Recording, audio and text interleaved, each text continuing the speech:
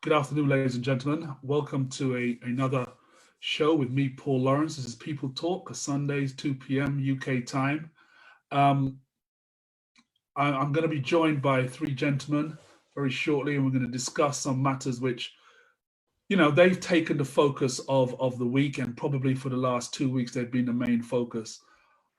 I try not to be guided just by what's happening in the news, but there are some topics which are overwhelmingly so massive, so big, and so important that they have to be discussed. And I think this week it is incumbent upon those of us who have a voice, who have a platform, who have any form of media to discuss the just the state of things of what's going on, not just in the US, of course, that's the focal point, but what else is going on in the rest of the world, here in London where we live. It is important that those of us who have a voice speak, and we try to speak with some clarity. One of the things that's brought me to this topic is that we have so much, to quote one of my friends, Tony Harrison, we have so much information, but so little wisdom. There's so much going on, there's so much being said. And I'd like to believe that we need to take the reins in telling our own stories and giving the right perceptions. There's so many questions being asked about the rights and wrongs of demonstrating during COVID, the rights and wrongs of demonstrating on a whole. The rights about whether or not someone in the UK should be demonstrating about something that's happening in the US. There are so many questions that have been generated and so many things that get overlooked because of just the sheer magnitude of what's going on. I thought it would be important for me to bring together a group of men in this case, because some of the ladies who I requested couldn't join us. But I thought it was very important because we need to be discussing this. And I'm very grateful to the two gentlemen so far who have joined. A third is yet to join. And I'd like them to introduce themselves. And I start with, as I normally do, the first person who joined, who is Ken Hinds. Hi, Ken, you want to unmute yourself?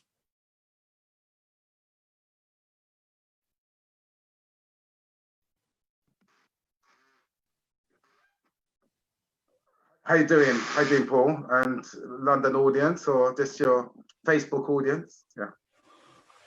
The audience is a lot wider. Trust me. We'll get comments from people all over the world before the end of this session. Ken, you take a few moments just to introduce yourself, please, and give us a context of why you think I'd have someone like yourself on this call. Yes, I'm Ken Hinds. I've been involved in community. They call it activism for over 40 years, if not longer, probably 45 years I've been active. And I've grown in that time.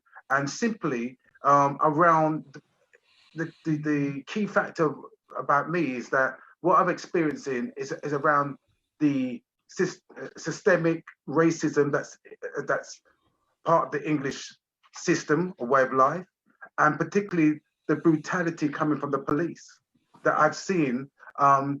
4 generations of my family have experienced the same things around being stopped and searched, and the abuse that comes from that side of things.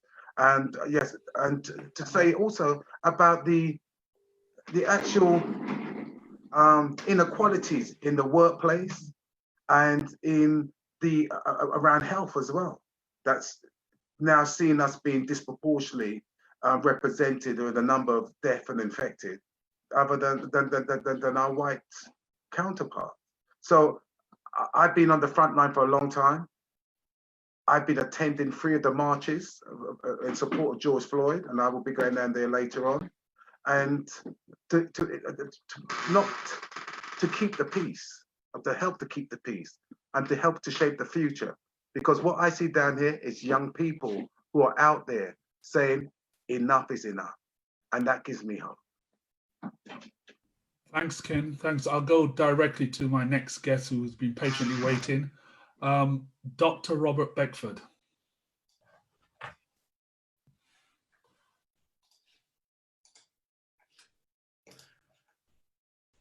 Hello. Hi, Robert. We can hear you. Right. For some reason, the video is not unmuted. There we go. Great. Excellent. Yeah, good evening. Well, not good evening, good afternoon. Might be good evening where you are. My name's Robert Beckford.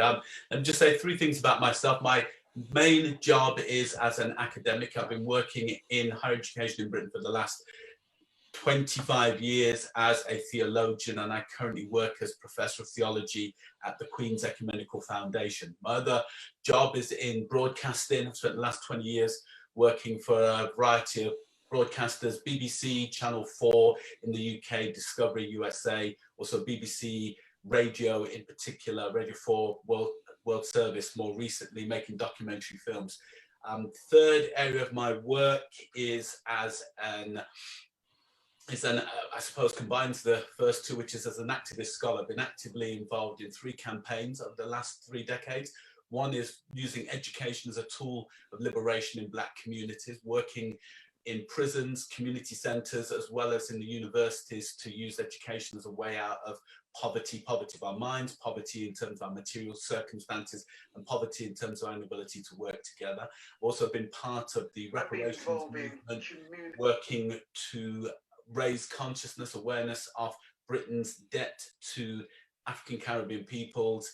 And thirdly, more recently, working in terms of anti-poverty, environmental justice, both in Britain and in Africa with a variety of organisations. So that's basically the range of things that I'm involved in at this point in time.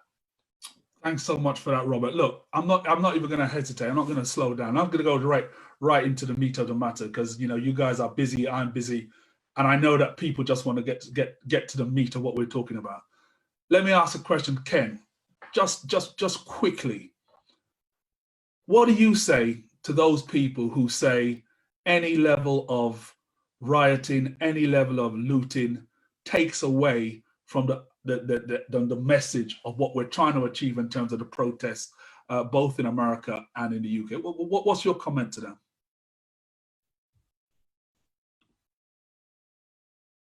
You're muted.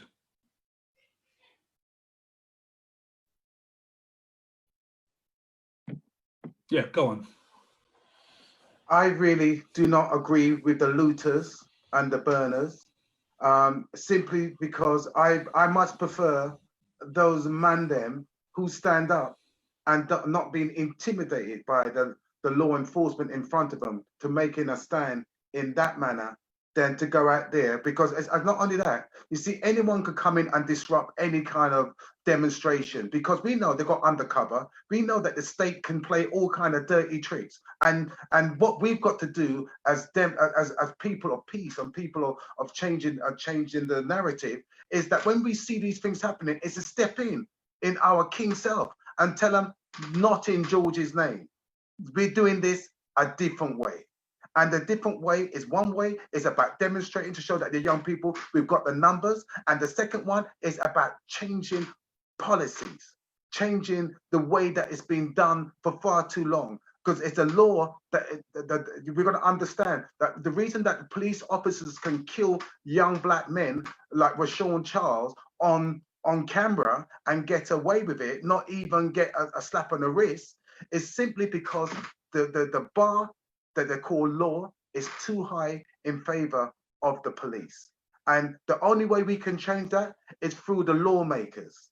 And that is why it was so important for people to turn up in their numbers with peace in their heart, so that we can stop those agitators that might be coming from the far right or whatever, because they know that we could have 100,000 people down there. And it just takes 2 dickheads, sorry for my language, to go and do something stupid. This is my platform, mate. You can right? say what you want. To do something stupid about going and looking at trainers or go and look at a watch or whatever, that they can work or do something and get that within a quick time. And that detracts from the message and the risk that we are putting ourselves at. Because don't forget, we've got this COVID-19 and I'm an elder. So it means that I could be in that kind of range of susceptibility. And I want to, if I'm going to go, I want to make it going for a reason, not going to the beach and tanning up myself, and not sitting in the park, and saying this is what we're doing, or not going to a block party, but doing something that I believe that we can drive around change. So this is why I'm saying the looters and burners, you know what? Stay in your yard. Because if I'm out there, you know what? I'm stepping to you and saying, not in George's name. Robert, agitators, these are people who come out with a side agenda. Do you think, yeah, we have to accept the fact that there are some people out there who are going to do this, yeah? As Ken says, yeah, we have a little mandate to try and stop them and say, look, not in George's name. But do you think it should be taken away from the message? As it seems to me, especially over the last 48 to 72 hours, that the media is trying to place the focus not on the reason for the protest, but more for the looting and for that. Do you think that the proportion, the amount, the level justifies that shift? I think there's two things we need to consider here. The first thing is the history. Historically, whenever there's been black protests, there have been equally attempts to move the focus away from the injustice and onto issues of criminality. And that happened with the civil rights movement. If you remember that Nixon and previous presidents, when King was protesting peacefully in the streets, called the movement agitators and communists. And there was an attempt to deflect from the issues and focus on criminality and anything negatively associated with the movement. So what we're experiencing now in terms of the media shift is straight out of the right-wing playbook. That's what will happen. So if I was a protester and I'm cognizant of that history, I'd be doing everything to outmaneuver what they're going to do, which is to focus on any kind of negativity to take away the focus from the real issue, which is the racial injustice. So I think the people who aren't aware of that politics are either politically naive or ignorant or stupid, because that's what's going to happen. So you have to work out the politics before you start. Second thing that we need to be aware of, and this is a bit more broadly philosophical. Look, in African Caribbean history, there have been two approaches to resistance in terms of how one goes about resistance. And I just want to use an example from 1831, the Sam Sharp Rebellion of 1831 in Jamaica. Sam Sharp, Baptist minister, worked against slavery, knew slavery was wrong, organized Christmas Day, 1831, a non-violent protest. He said, everybody must down tools and not work anymore. And he said, no violence. But by the time it got to the third plantation, and this was before the mobile phone, so they're still working with Chinese whispers kind of thing, people understood the protest as meaning violence. And they stopped listening to the non-violence, because for them, the only way that they could respond to the oppression was through violence. And you see, there are these two competing philosophical schools within African Caribbean imagination on resistance. One that says you always engage in non-violent action. The other which says oppressed people can make up their own mind. And people who have been the victims of violence and brutality, physically, psychologically, can do whatever they need to do for the sake of their liberation. So I'm just saying, there are these two competing schools. Remember Bob Marley's Burning and Eluding, Burning and Illusion, folding resistance into violent action, acknowledging that that's part of the tradition in terms of how some people have responded. So just those two things. I think you're playing to the right-wing playbook, but let's be philosophical about this and historical and recognize we've worked out in history a variety of strategies for expressing our discontent with the way things are. Listen, don't let me get me twisted. So don't make it be twisted. I've been a man on the front line for the longest time, and it's times of carnivals where we've gone toe to toe with the police. But each time we do this, we have done it to the oppressor. We haven't gone round and run round and knocked down a jewelry shop, but yet people took opportunity to do that. And people, the youngest were telling me that's just reparation, getting back the gold and diamonds they took back from Africa. So yes, I can hear that, but I ain't one of them. I'm one of them to stand in your face and telling you, not in my name. Do you understand? That's the police. And let me say this much, just yesterday, the media showing the police knock off a horse, right? Before, what they told us is that they ratcheted up the police in because they're saying it was a demonstrator who knocked the police off their horse. But it's quite clear she ran into a signpost, the traffic light, okay? And as a consequence, because I started 10 Downing Street, what they did is cattle us in, right? Cattle us in. We did nothing wrong, right? And they cattle us in and they kept us there for hours. Do you understand? And this is the style of police that we're dealing with. Then they're making it out like when they get a black backlash where 14 officers get hurt, it's not surprising. Because when you come and use force when there was no need for force, don't get me wrong, there were 2 or 3 men, idiot boys them, that were throwing things at the police. But we, in the demonstration, could have stopped that, could have held that down. But the police went from soft jacket into their riot jackets, and then bringing horses. And look, when they charged a horse, people was being peaceful, having a little dance, standing there being cool, right? And when they see the police horse charging at them, they have to run out the way. Do you understand? And when the police woman who got knocked off the horse went and then careered into a passerby. I didn't hear Christopher Dick saying anything about, wishing a speedy recovery or saying sorry for that idiot police move to bring in horses. This is exactly the problem that we're facing, that what you have a pressured situation because the protesters are out there for a reason. They're out there for a valid reason. And then when you add a bit of fuel to that, when you come out in that show of force, you start doing kettling. I don't know if everybody knows exactly what kettling is, but it's a very combative maneuver by the police. Yeah, it is designed to put the people within what they call the kettle into a stress situation. And I think it needs to be understood that these things add fuel to the fire. But look, the good thing is that our third contributor for the day, Mr. Lee Jasper, has joined us. Lee, I want you to unmute yourself. I don't even know if you should get a minute to introduce yourself, because anybody who doesn't know who you are and why you would be on this call probably, needs to go take up a book. Lee. Hi, Lee Jasper, former Deputy Mayor of London. Apologies for being late. I cycled down from somewhere and had a last-minute puncture, so I had to pick up the bike and jog. So sorry if I'm a bit hot and bothered. But yeah, Lee Jasper, political activist, political strategist, and former Deputy Mayor of London, and very many other things you can find out on the net. So the first question that we said was, and that's what Ken and Robert were just responding to, was around, do you think the looting and any rioting, any bad behavior diminished, and I want to stress that word, diminishes the protest? You mean the protest yesterday? Any protest. I don't want to isolate it just down to the protest yesterday, because guess what? Protests are happening worldwide. The media is looking at looting and whatever worldwide, and they're pushing it into our faces. And on the back of that push is this philosophy that somehow it takes away from what we're protesting about. Well, obviously, any overt criminality on a demonstration is going to have some impact on the reputation of that demonstration. So I think that's a no-brainer.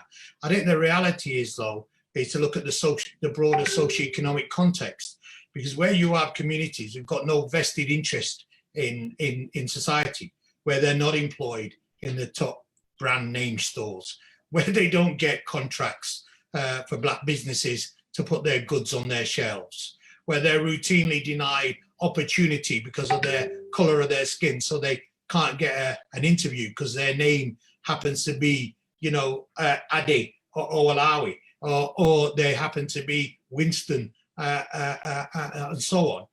These are the material realities that we have to think about when people go on demonstrations.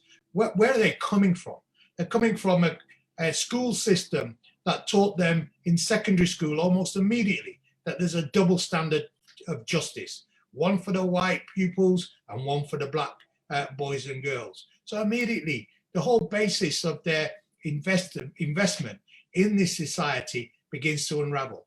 And as soon as our youth get to anything like, as soon as black girls get to puberty and black boys get to puberty, they just feel the full weight of racism fall on their head when they've just previously been children and given a little bit more latitude in terms of their experience of societal racism. So when people come on these demonstrations to support what we're doing, they're not like you and I who've already secured our futures and our homes and our things. These are people on the periphery of society, whose society is ruthlessly excluded, not because of their talent.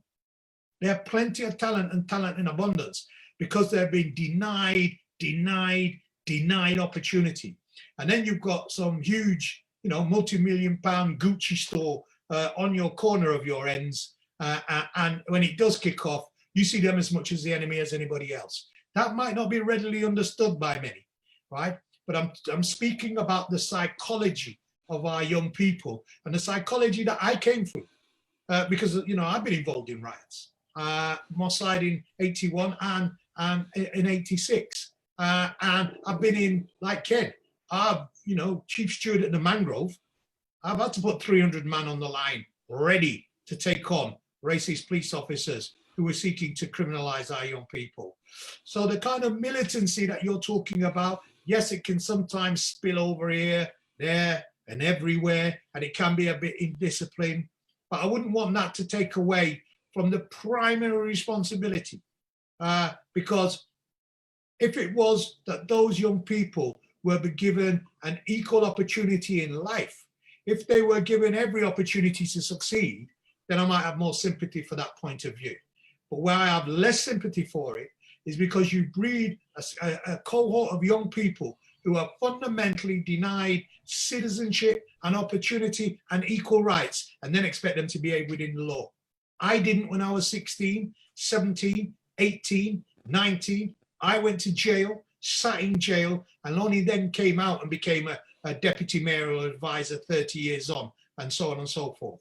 So I come from that cohort who would have burn it down, right? Burn that down and take every last thing, right? Because they don't give a shit about us, and we don't. It's like being a Millwall fan, isn't it? Nobody likes us, and we don't care.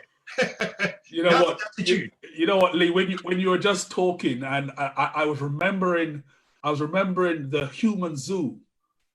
Protest. I remember the human zoo protest that we were at, and I remember when you, me, and Mike People's Pictures, were standing up when the 7 police vans turned up, and we could see the young bloods really getting irritated. And it was me and you who went over to the policeman and said, look, what are you about to do? Yeah, exactly. What is it that you're here to do? Because these young people, they're upset, but they're not breaking the law. They're not destroying anything. What are you here to do? And I believe to this day that it was that conversation that we had with those police officers that made them turn around, leave, and the success of that protest. Because what was going to happen is they would have done exactly what they do when they do our stop and search, what they do when they encounter us in the roads. They egg us on. And because we're already in the state which you described, which is a heightened state of oppression, we react. And it's only justified that we are. I'm gonna move on again, but to something you said. Can I just say that on Paul? Can I just say, I agree with you wholeheartedly. But we also told them, if you make one wrong move, I'm going to get on my phone and bring the whole of London, South London down here. I remember. Right. So that didn't sound too. Robert, back to you. A quick question about, they've mentioned about the companies who are quote unquote suffering when their establishments are broken. In the US, Target springs to mind, wherever. What do you feel? What do you feel when you see a lot of these companies now coming out saying Black Lives Matter? They're pinning their sale to it. What goes through your head when you see that?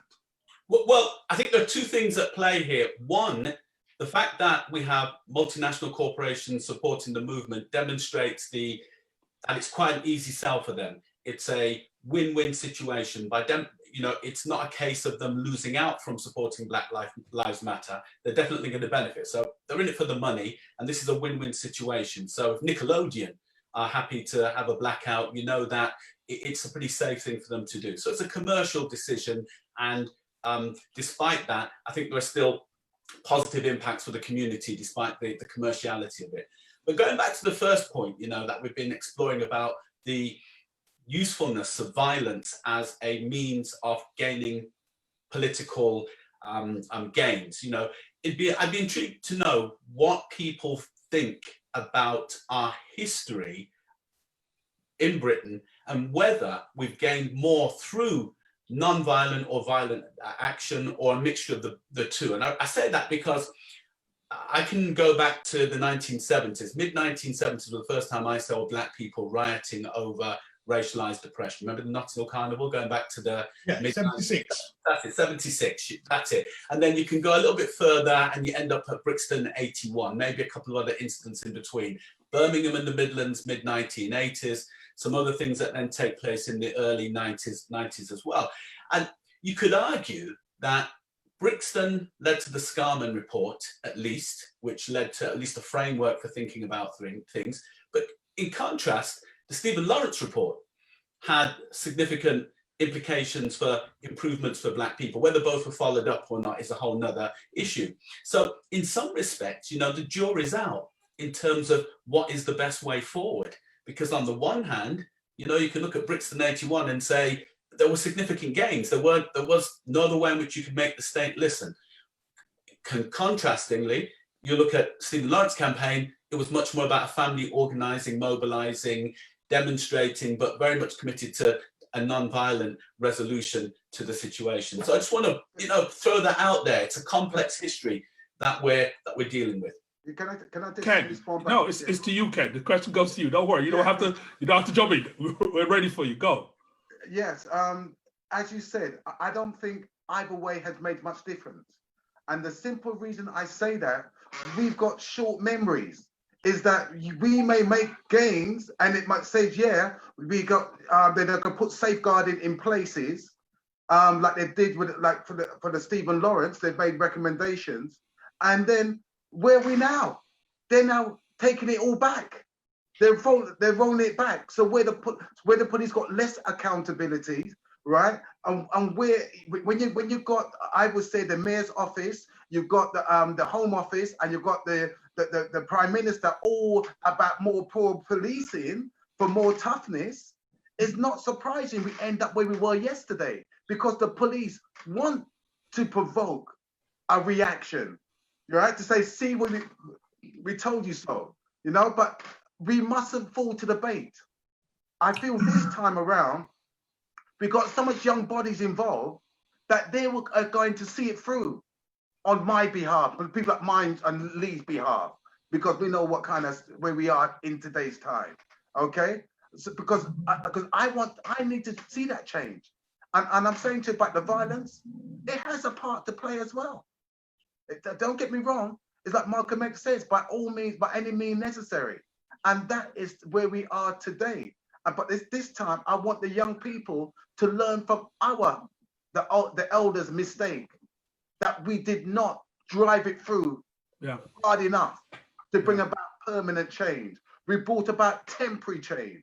And but the greater loss is that whenever we see these riots or public outcrying, gentrification follows. And we also got to be mindful, how do we insulate ourselves from the things we know will be coming following this outpouring of grief that is showing now. Quick question to you again, Ken. I don't want to drift from you yet. I want to ask you something, which I'll speak to Lee about after. But I want to ask you, what do you think is the difference? Why this incident? Because we all know, everybody on this call and probably everybody listening to this call knows that, you know, killing of Black men in the US is routine. Yeah, we're not here pretending that we're somehow shocked by it. Why do you think this incident has blown up to the degree it has now? The one thing I find in common with all the others is the casualness of the police officer to take life, to snuff the life out like a nothing, sit down with his hand in his pocket, being very cocky.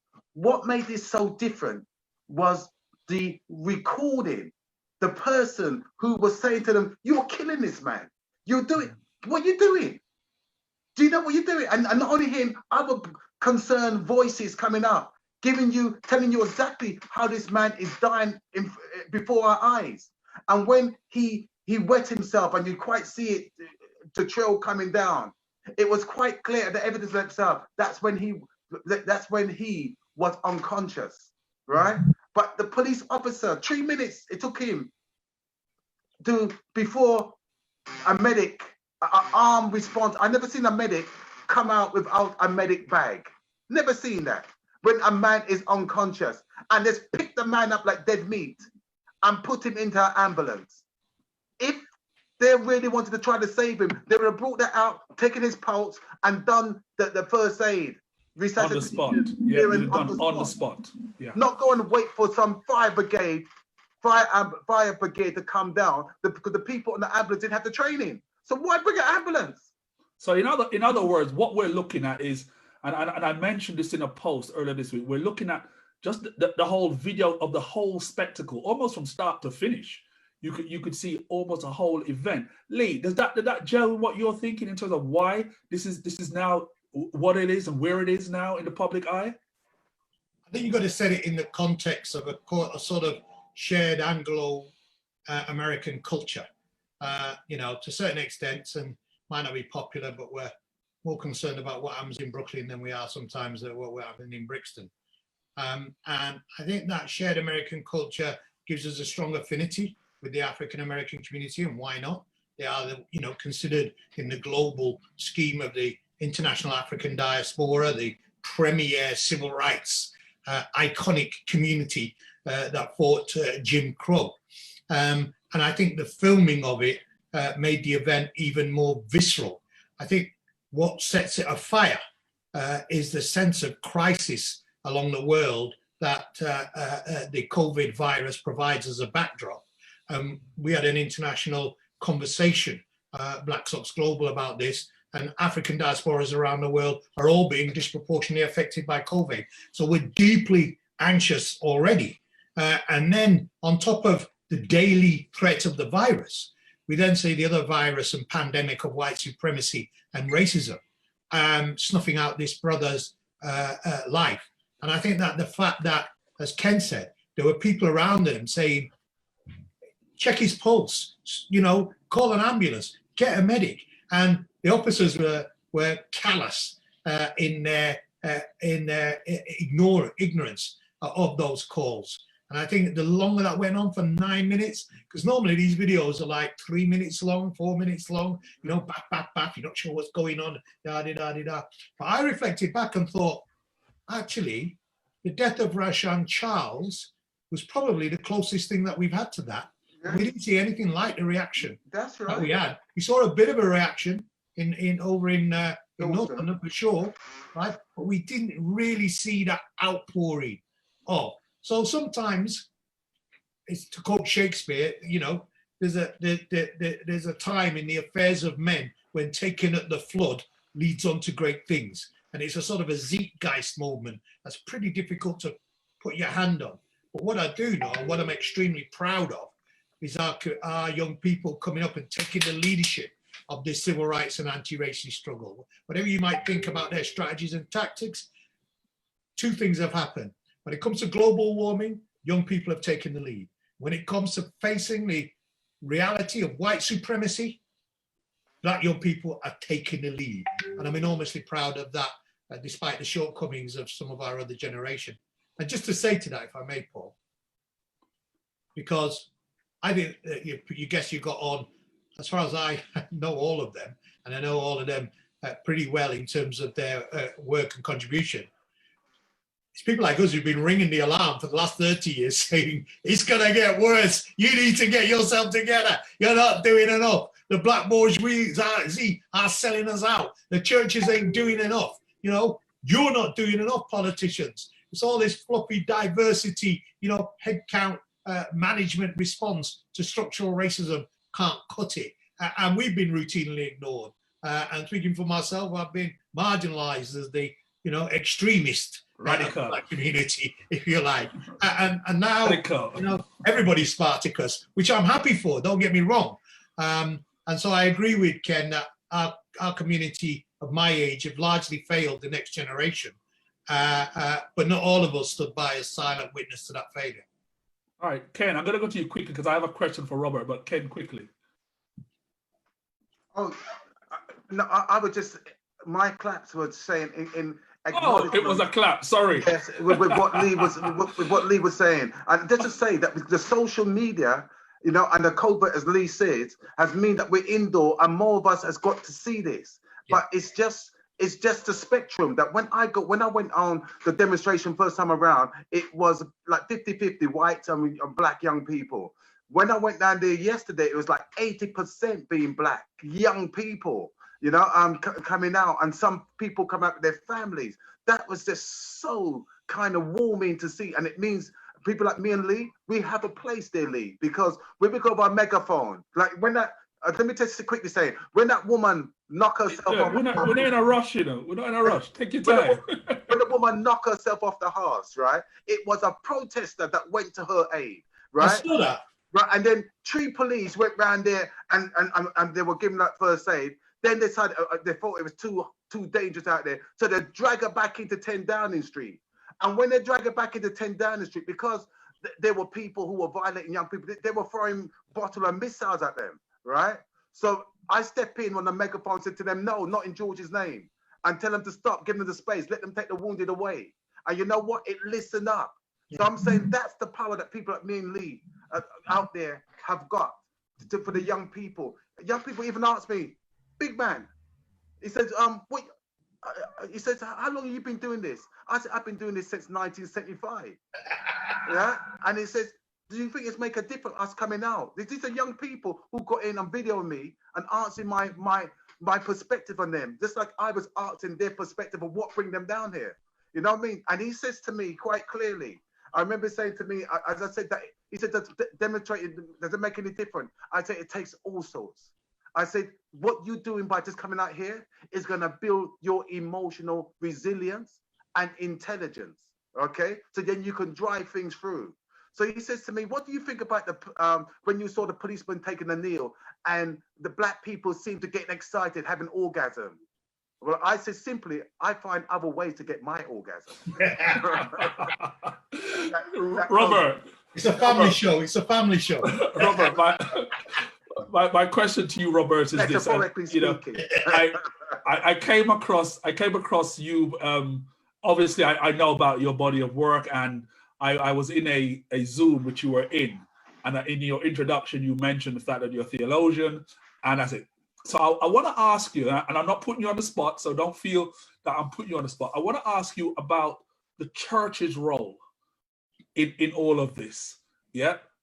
Because if I think back to, you know, I think it was yourself who just mentioned Sam Sharp, man of the cloth. If you go back to the civil rights movement, the church has always been central, whether it's the typical churches, whether it's the Nation of Islam, whether it's Islamic movement, whatever it is. What do you think about the church today? Where do you think their role is? Do you think and I'm asking you multiple, so you know you got the floor, is what I'm saying. Oh, sure. What I want to do is I want to go back and just add to what Leah said, and regarding why now? Why this is happening now? Yeah. Let's throw something in which I think is missing. We have to acknowledge the genius of the black women who organized the Black Lives Matter movement and the way in which they did it. So by franchising the movement, by developing it on social media through a hashtag, making an international organization, they established a global structure for resistance. So we need to big up them and also ensure that we as parents, grandparents, do all that we can to have our black young women shine and develop their talents as in the way that these 3 black women have done. So I just want to add that to the mix about the importance of black women in developing a structure for the activism to take place. Regarding the church, there are 2 things that we have to acknowledge. First thing is African Caribbean churches have a colonial theology. They were birthed in the colonial context of the Caribbean or even in the colonial context of West Africa. And the primary function of Christianity in both the Caribbean in the 19th century, Africa in the 19th century, was to support the colonial endeavors. Christianity was complicit with the racial terror of the Caribbean and the colonial exploitation within West Africa. That's how it basically functioned. A few exceptions to the rule, but generally that was its role. So part of the task of doing meaningful black theology, or theology that's going to engage in social change in the world today, means you need to decolonize theology. You have to decolonize Caribbean theology, have to decolonize West African church theology. That hasn't taken place in the churches. Good example of this are the songs that people sing. Let me just tell you how it works. Colonial Christianity did this. it said to African people, said to Caribbean people, two things. You can't change the world, and we'll do all the thinking for you. 400 years later, Caribbean people in the diaspora, African people in the diaspora in Britain who go to church, don't do any kind of social change. Secondly, they don't do a great deal of theological analysis. Less than 5% of Black clergy in Britain are adequately trained. And what I mean by adequately trained, having a degree level theology qualification as a minimum standard. So the coloniality is still there within the church. So that's part of the problem, why they can't move and engage, because they don't have the words or the language, because they're still bound up with a colonial Christianity. Last thing, that's not the total picture in terms of Christian history or Black people's engagement with Christianity. There is a revolutionary Christian tradition in the Caribbean. From the earliest times, enslaved Africans were introduced to the Bible. They chose texts and ideas that were consistent with their demands for justice and liberation. We mentioned Sam Sharp, could mention Paul Bogle, mentioned Bedwood. It's only in the 1920s, 1930s, with the advent of Rastafari, that the radicalism that there was within Black Christianity leaves the Caribbean tradition. So that's what we're wrestling with, a colonial Christian mindset that hasn't got the tools or the wherewithal to decolonize itself so it can engage effectively in issues of social justice. See, I hear you, and I'm glad the way of you express that view, because I find that worrisome. Yep. And I find that worrisome for a range of reasons. One, when I look at the sort of representation that, you know, the various reverends, you can like them or not like them. But if you say Reverend Al Sharpton, you say Reverend Jesse Jackson, if you say Reverend Martin Luther King, if you say Malcolm X, the depth of thinking that those gentlemen in their own ways, and again, like them or loathe them, brought to the table, yeah, through their understanding of their communities, their various communities, aided us tremendously. What I'm not seeing, and this is what I'm really trying to say, I'm not seeing that level of leadership, because, you know, oftentimes when we talk about Black issues, there's always going to be someone who's going to say, well, we don't unite. Yeah, that's always going to be the first thing. You know, we don't unite. And from those days, and I may be wrong, you know, anybody can feel free to jump in at this point and say, Paul, you're wrong on this. It was always my point that the church was a central point of focus. And it was a point where stuff could be generated, plans could be made, change could take, whatever little change could do. And I just feel that the focus of the Black church has certainly shifted away from social stuff to somewhere else. And I think we're losing as a consequence of that. I think we need to distinguish between African American Christian history and African Caribbean and West African church Christian history, which we find within the UK context. It's important to note that Black Lives Matter represents a shift away from the Black church as the organizing center. I think that's quite important, that even in North America, there are questions about the usefulness of the Black church as an institution for social justice, primarily because many of those churches have become bound up with prosperity doctrine, American capitalism, neoliberalism. They've bought into the myth of the meritocracy and the idea that just by looking after yourself, that's what your faith comprises of. So they're in crisis in some respects in terms of the future of African American Christianity. I think here there is a specific problem with training clergy. Look, this has been my bugbear for the last 25 years. And, you know, people like Lee and Ken, when you get to our age and you got the grey hair, you know that for years, decades, you've been banging on about particular things. And it's sometimes only in the moment of crisis that people recognize how important it is. But for the last 30 years, we've been training Black clergy. You know, currently where I work at the Queen's Ecumenical Foundation, we have 30 Black postgraduate students. When I was at Birmingham University, I had 20 Black postgraduate students. So, you know, my personal commitment was to challenge the solipsism. What I mean by that is the way in which the Black church institutionalized ignorance. That was the problem. That's our problem. And one of the things that pains me within all of this is that people church leaders, Black church leaders will be critical of the academic scholarship, and people who want them to do thinking, but then they'll go and buy those qualifications off the internet. Yeah. You know, I've had to call out ministers and say, where'd you get that qualification from? And one of them told me he got it from the cross. You know, so the problem is people are claiming to have expertise that they don't even have. You know, it happens even here in Birmingham. Some of the people who are leading the community have got qualifications that they haven't earned. So there's a real crisis, not just in terms of trying to get people to learn the stuff, but people actually faking that expertise. Ken, I have a question for you, Ken. So one of the other things that we hear people talking about is that, and you know, this is coming from some of our, I don't want to call it bourgeoisie, whatever you want to call them, who will say, but you know, it's not that bad in England. Why are we all up in arms? Is it not that bad in England, Ken? Are you just a rabble rouser? Listen, lately I've done jail time, right? And I was saying whether I was in solitary confinement or back in the prison population, it was the same thing. I was still in jail. And the thing, wrong is wrong.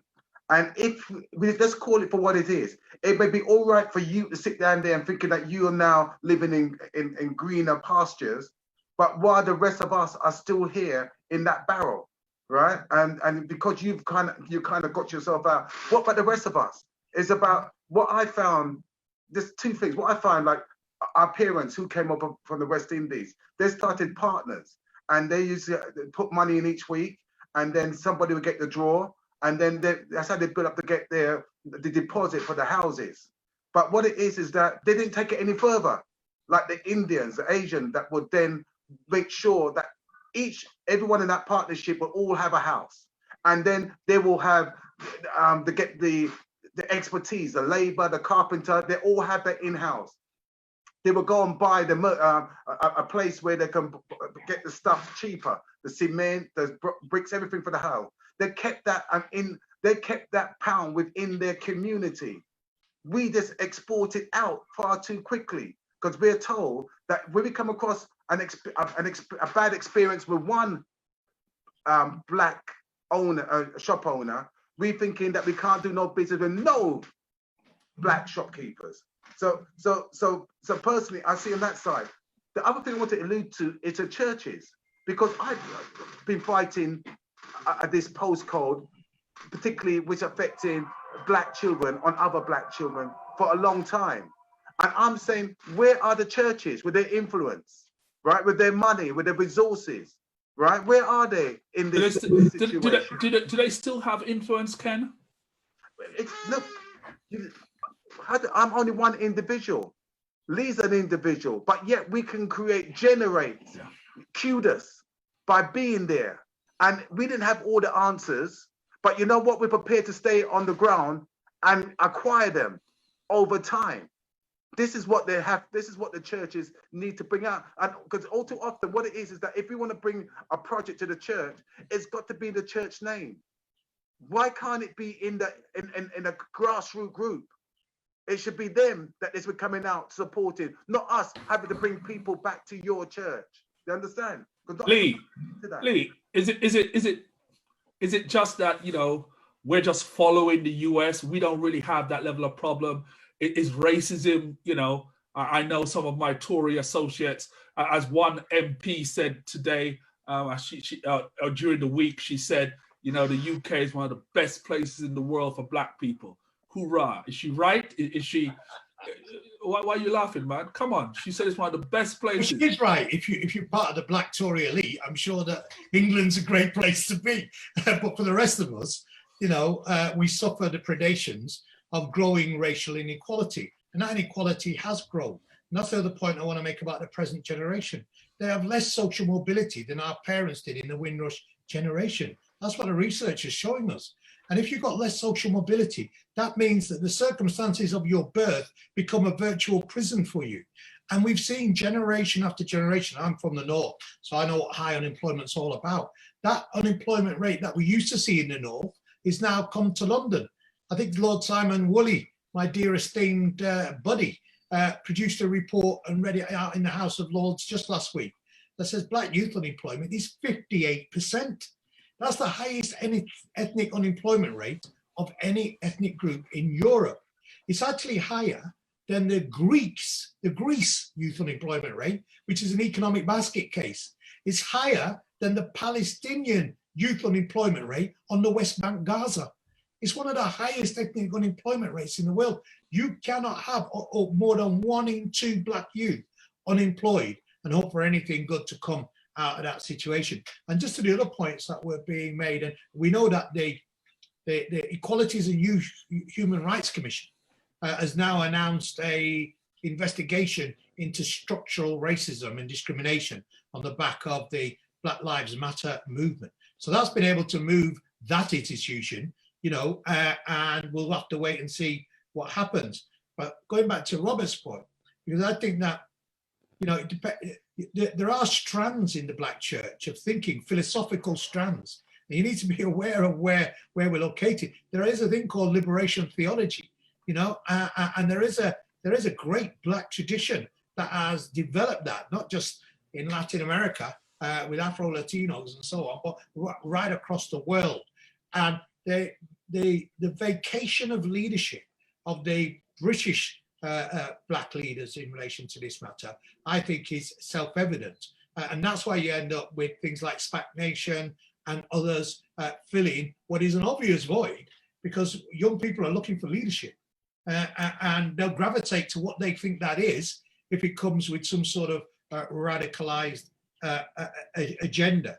But I think that I spoke to 40 black church leaders last week at a breakfast meeting organized by my good friend David Shoshona, I'm sure everybody knows. And I put it to them in an echo of what Robert said, that look, as an activist, I have ethical standards. And the first one is I master my brief. So if I'm going to talk about helping my community, it behoves me to have a forensic understanding of all aspects of injury and opportunity for my community. And once I've got that, then it behoves me to work with others to come up with a strategic plan, knowing that I can't solve the problem alone in order to meet those strategic challenges. And it's what I said to them on that call, that they need the training, and it speaks to exactly the qualifications that Robert spoke about. Your leading black minister, or the leading current black minister in Birmingham, became the minister in the fastest possible time I've ever seen. 1 minute he was a political activist, the next day he was a minister. And he's portraying and going around with no other qualifications other than his self-deemed title to be a community leader. And people are buying into it because that's how we are with Christianity. Look, you know, Ken has an appointment with a demonstration, and I want to continue the conversation and make sure we cover some. So one of the things that has always struck me, and you know, we all got a bit of grey in the beard. You know, Lee's trying to hide his by shaving it. It's not working. We all got a little bit of grey now, and you know, I remember attending a lecture by Robin Walker, where Robin talked about the levels and the sort of expectations that back in ancient Africa were expected of a man in the community. And right at the top, he talked about by the time you got to a certain age, and I'd like to suggest that all 4 of us on this call are past that age, we should be in positions of leadership. We should be in positions where we are effectively leading. So when I come on the call and I say to Robert, where's the leadership from the church? It behooves me to also ask, where is the leadership from the black men and the black women of our age?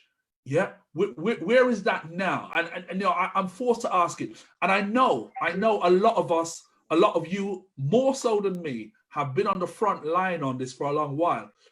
But where are our trainees?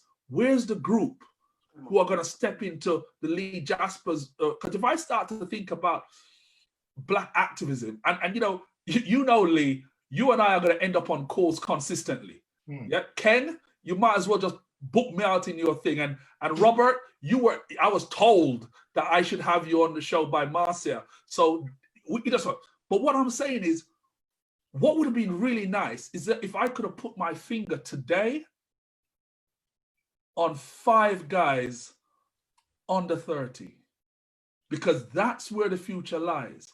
And so I'm asking, what's the mission for those older heads? And any of you can answer this. What's the mission for us older heads in securing the future? I think quite clearly, I've realized that it's taken me a lifetime to acquire the skills I've got. Okay.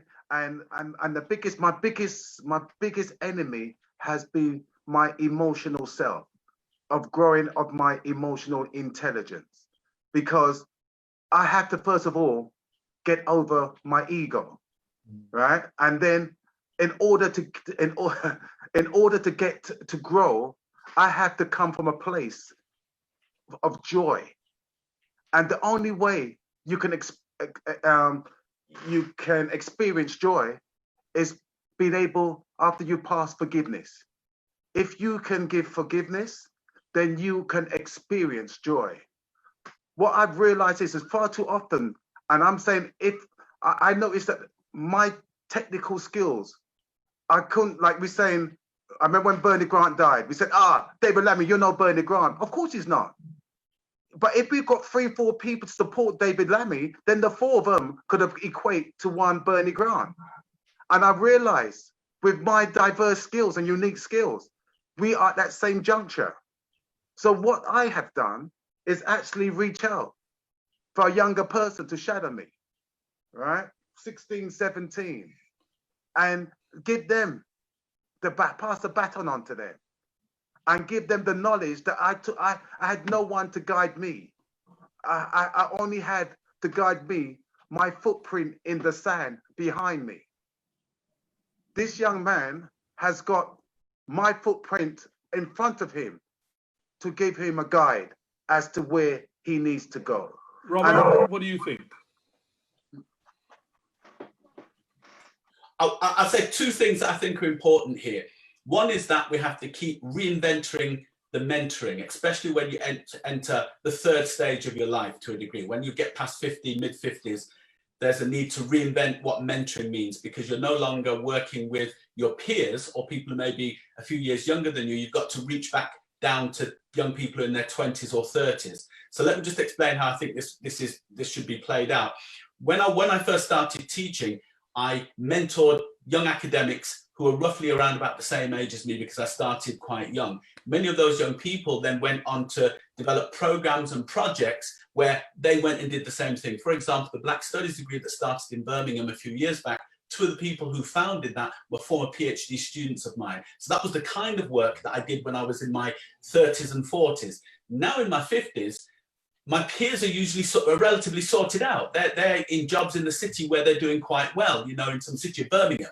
Well, they're running departments or running aspects of the city life, and therefore they're good allies. But what I now have to do is reinvent that mentoring and start engaging with young people again in their 20s and 30s. So I think that's part of the task. You know, I'm sure Lee, I know people who have been around Lee and who have benefited from Lee's mentoring and who have gone on to do some really important things in the city and in other parts of the UK. So I think manhood now for us in terms of leadership needs to be reinvented. We've got to almost start all over again, but with a new demographic. Maybe it's our, our grandchildren level of engagement that we have to do. So that's where I see our role within this, and with dealing with that leadership vacuum. We can't just leave it to our peers who may not be willing. There may not be a generation, a decade younger than us, so we may have to start all over again. And maybe this is a wake-up sign that, Lee, you can't retire. That's the reality. The reality is... my wife. Yeah. But, maybe the reality is that we need actually, Lee's work now has to be done with young people from 18 to 25. Lee should really have an honorary position within a university teaching politics. If it's not going to happen in London, we can sort you out, because that kind of skill set we can't afford to lose. The other thing is, you have to be aware of this as well. Paul, last point is, a lot of work that does get done within the Black community in leadership is ignored by the press. You know, it just doesn't happen. There had been, you know, there was a course that we ran in London for the last 8 years, which engaged with West African church leaders. We educated over 100 and got them to degree standard. Couldn't get any press interest from mainstream press. You know, so things are happening. They just don't reach, you know, the newspapers. They may get something on Facebook, but nothing else. So we have to reinvent it. And I think it's the same with Ken. Ken's work now is with a younger generation. That skill set, you know, is knowledge that you have to pass down. People don't know what happened in 76. You know, there are kids who will go to prison, come out broken, but not have the skill set that you have to help mentor them beyond that. So, you know, if I was in London, I'd be saying to Ken and Lee, well, what projects can you develop to help those offenders who come out of prison sort their lives out? How can you direct them to the university? What other agencies are there? So my thinking is this, just to summarize it in one word is this: Ken, Lee, and I, we're just getting started. St. Elizabeth will have to wait, Lee. It will have to wait. St. Bess, not see you for now. Look, guys, we are upon the hour, and I couldn't finish a call like this without asking you guys, in terms of the future, what you see as your top action, not necessarily for yourself, but for us as a community. What do you see as the number one action?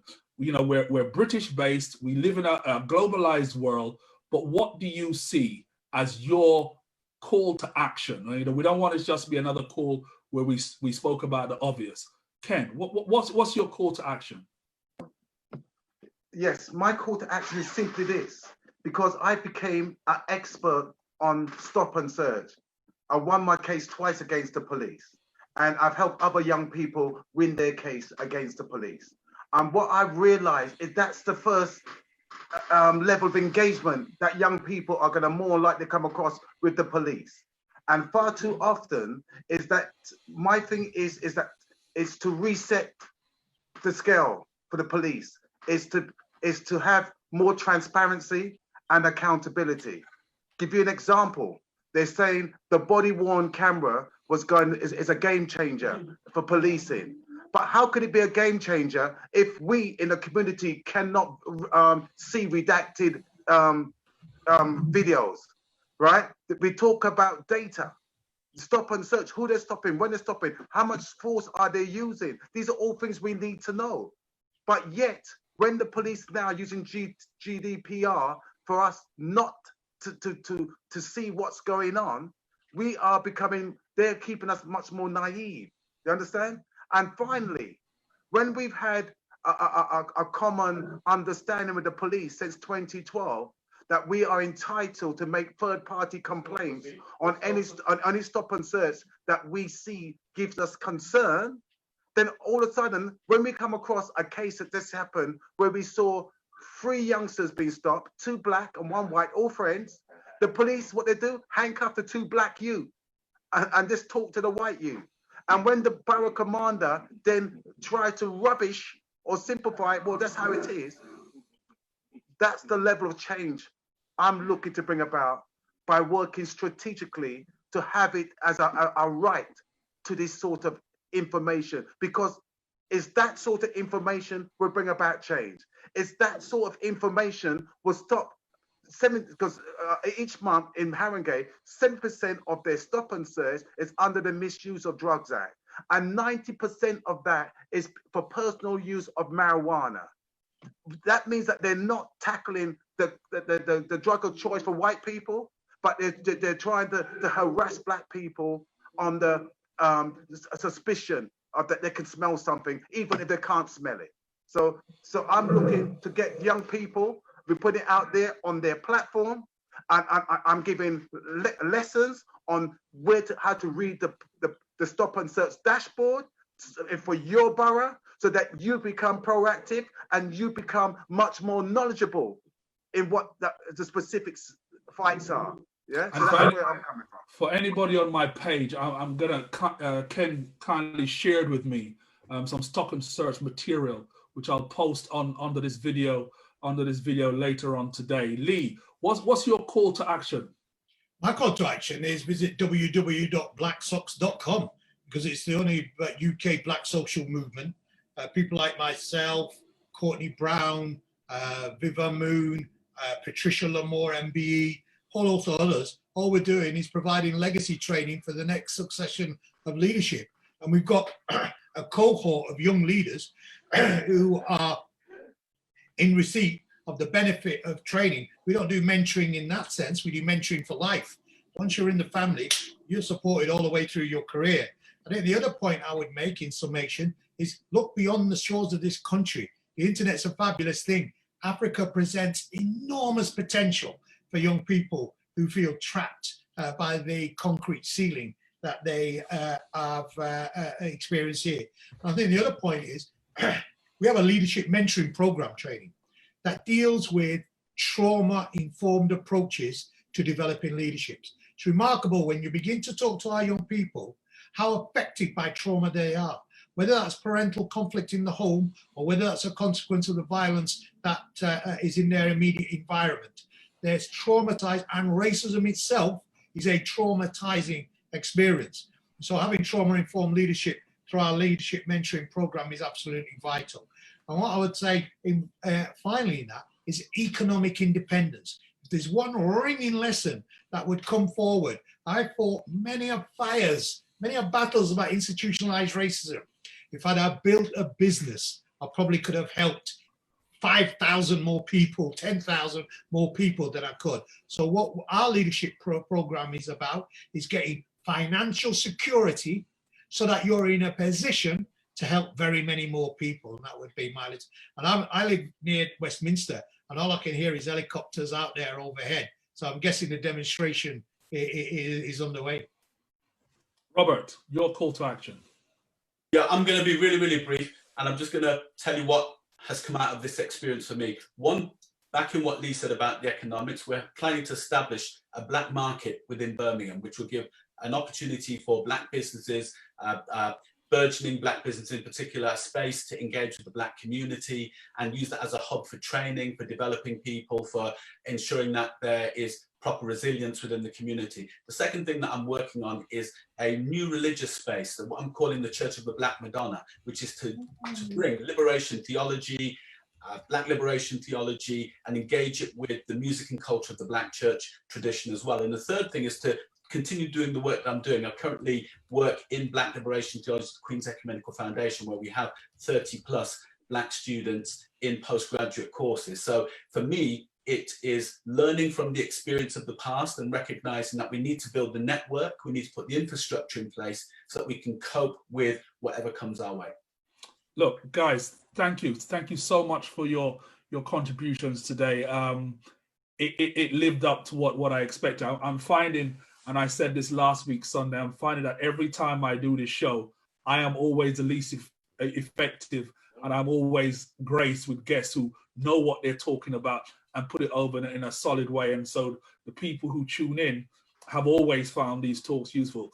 You know, if we're going to talk about calls to action, then I have to add my contribution. And my contribution is that we have to start realizing that you don't have to have exactly the same method of getting to the same objective.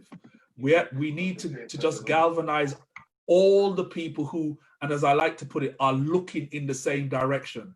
Yeah, we need the young bloods out there. We need the young bloods who have the power, who have the energy, who have the strength to be out there on a day-to-day basis. But we also need the thinkers. We also need the people who can strategize. We also need the people who, however they want to class themselves, they have a little bit more. The revolution will not be free. Yeah, there is a cost to the revolution. And we need the people who, for whatever reason, they're in a position where their finances allow them to do more. We need people across all sectors who are looking in the same direction. Yeah, no single group of us can do this by ourselves. And, you know, I remember when I came here, I came to the UK in 1989. I thought, boy, this place is really, really, really messed up. In about 7 years, I thought, okay, you know, it looks like it might be improving. It looks like, but that was based upon my personal improvement. That was based upon me getting through, getting a little career, getting to go where I was going. By the time it hit the 2000s, I was right back where I am now. I was right back very much thinking that this place is not progressing with any sort of rate. And I'm talking about for Black people. That's when and around I joined the 100 Black Men of London. That's where I invest my time. That's where I invest my money, along with a couple of other organizations. And anybody who's out there listening right now, commenting on Facebook is not enough. It helps because it brings about awareness, but it's not enough. If you're clicking like on this video right now, thank you, but it's not enough. Yeah, there are organizations across London, Birmingham, Manchester, the entire UK that need your support. And your support does not have to be your physical presence. Yeah, it can be your money. If you feel that they suit your agenda and that they will spend your money right, it can be that. But one last thing, and Lee sort of touched on this. One of the most important things we can do to bring about social change is build Black businesses. Build Black businesses. The bottom line is this: we need to be able to influence policy, to influence government, to influence everything, local level, government level. And the only way we're going to be able to do that is if they feel that we have a stake in the game. Yeah. We have to remember, money talks. Guys, thank you so much. Next week, we are going to be talking, hopefully, we're not going to have to be talking about this that much. We're going to be talking about fathers, because the week following that is Father's Day. I don't want to have a Father's Day special on Father's Day, because lockdown or no lockdown, I expect people to be going out and bigging up their dads. So what we're going to do, we're going to be talking about fathers on next week's show. It is sort of a convoluted way of me introducing my next book project, but I look forward to anybody joining me then. Thank you to Robert, Ken, and Lee for joining me. My name is Paul Lawrence. This has been People Talk.